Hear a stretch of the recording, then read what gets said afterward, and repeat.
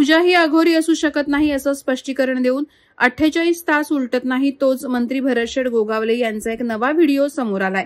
रायगडचं पालकमंत्री पद मिळवण्यासाठी गोगावले यांनी राहत्या घरी अघोरी पूजा घातल्याचं सांगत त्यांचा नवा व्हिडिओ राष्ट्रवादीचे युवक प्रदेशाध्यक्ष सूरज चव्हाण यांनी प्रसिद्ध केलाय। 4 दिवसांपूर्वी मंत्री गोगावले यांचा एक व्हिडिओ व्हायरल झाला होता, ज्यामध्ये घरात पूजा करताना गोगावले दिसत होते।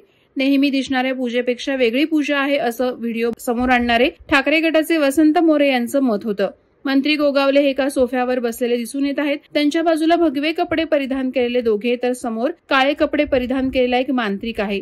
त्यांच्या हातात कसलीशी वस्तू असून ती कपाळावर लावून तो गोगावले यांना देतो आहे। ही पूजा अघोरी असल्याचा आरोप विरोधकांनी केले आहेत।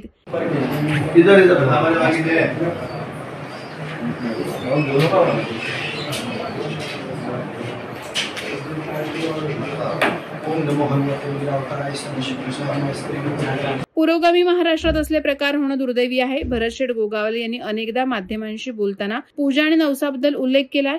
जर अशा पूजा करून मंत्रीपदे मिळत असतील तर त्यांचा महायुतीच्या नेत्यांवर विश्वास नाही का असा प्रश्न विचारला गेला पाहिजे। महाराष्ट्र राज्य आणि भारत देश संविधानानुसार चालतो याची आठवण सूरज चव्हाण यांनी गोगावले यांना करून दिली आहे। मात्र या व्हिडिओने रायगडच्या राजकारणात राळ उठवला आहे। वादळवारा लाईव्ह साठी न्यूज ब्युरो महाड।